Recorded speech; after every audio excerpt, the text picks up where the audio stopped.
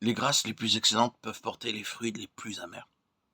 Le soleil donne la vie, mais il peut aussi produire des insolations.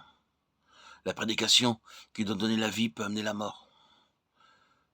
Le prédicateur tient une clé, mais il peut aussi bien fermer qu'ouvrir. La prédication est un moyen donné de Dieu pour semer et produire la vie spirituelle. Si elle réussit, elle produit des bienfaits sans nombre. Si elle est mal exécutée, il y a peu de choses qui la dépassent en mauvais résultats. Il est aisé de détruire le troupeau si le berger ne veille pas. Il est aisé d'entrer dans la citadelle si la sentinelle ne veille pas, ou si la nourriture et l'eau sont empoisonnées. Le diable serait peu habile et au-dessous de sa réputation si sous son influence la plus néfaste ne cherchait pas à s'exercer sur le prédicateur et sur son œuvre, étant donné la puissance de la prédication et les responsabilités qu'elle impose. La parole de Paul s'écriant « Qui est suffisant pour ces choses ?» n'est jamais périmée. Paul dit « Notre capacité vient de Dieu qui nous a fait aussi ministres du Nouveau Testament, non de la lettre mais de l'esprit, car la lettre tue et l'esprit vivifie. » Le vrai ministère est une puissance, une création de Dieu. Quand l'Esprit de Dieu, par l'onction, repose sur le prédicateur, quand le fruit de l'Esprit est dans son cœur, quand l'Esprit de Dieu a vivifié l'homme et sa parole, la prédication de cet homme donne la vie. Comme le printemps produit la vie, comme la résurrection rend la vie, comme l'été apporte une vie plus ardente et l'automne des fruits arrivés à maturité. Le prédicateur vivant et vivifiant est un homme de Dieu, dont le cœur est altéré de Dieu, dont l'âme suit avec ardeur la voix de Dieu, dont l'œil est attaché à Dieu et chez lequel, par la puissance de l'Esprit de Dieu, la chair et le monde ont été crucifiés. Son ministère ressemble au flot vivifiant d'un puissant fleuve. La prédication qui tue est celle qui est dépourvue de toute spiritualité, parce qu'elle ne vient pas de Dieu. Ce n'est pas Dieu qui a produit en elle la force et l'énergie. On ne reconnaît pas l'Esprit de Dieu en elle, et les forces qui émanent de cette prédication ne sont pas spirituelles. Elles peuvent ressembler à des forces spirituelles, mais elles n'en sont que la contrefaçon et l'ombre. Elles ne peuvent donner la vie. La lettre tue.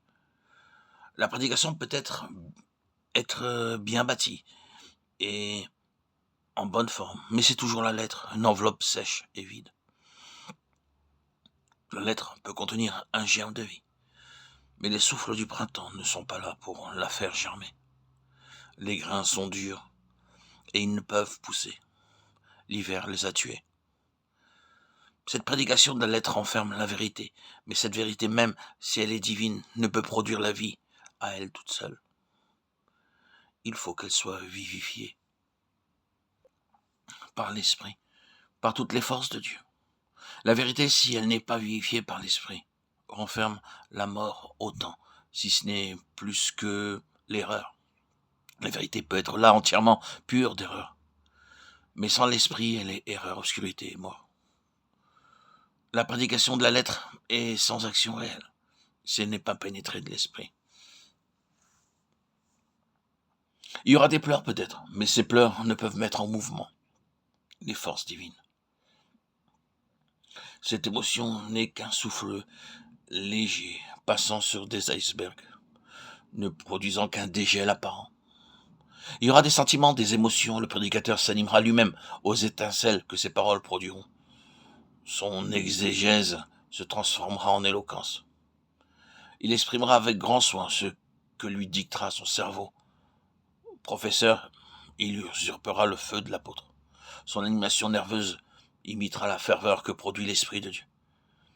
Et par ces moyens, la lettre brillera comme un texte illuminé, mais ce brillant et ce feu ne produiront pas plus de vie qu'il y en a dans un champ semé de perles. L'élément de mort sera derrière les mots, derrière le sermon, derrière la circonstance, la manière, l'action.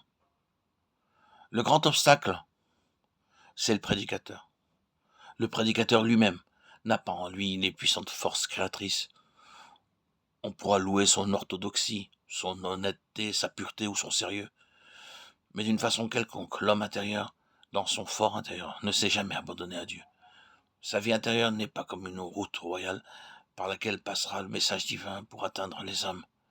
C'est lui-même, et non pas Dieu, qui règne dans le secret de son âme. Sans s'en rendre compte, un fil non conducteur a arrêté en lui le courant divin. Son être intime n'a jamais senti sa nullité spirituelle, son incapacité complète. Il n'a jamais su crier d'un cri ineffable de désespoir et d'insuffisance, jusqu'à ce que la puissance de Dieu et le feu divin répondent et viennent remplir son âme en la purifiant, en la rendant toute puissante.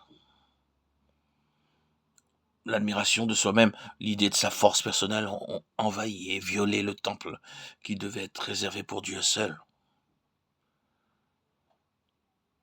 Le prédicateur qui prêche la vie doit être mort à lui-même, crucifié au monde, être en travail dans son âme.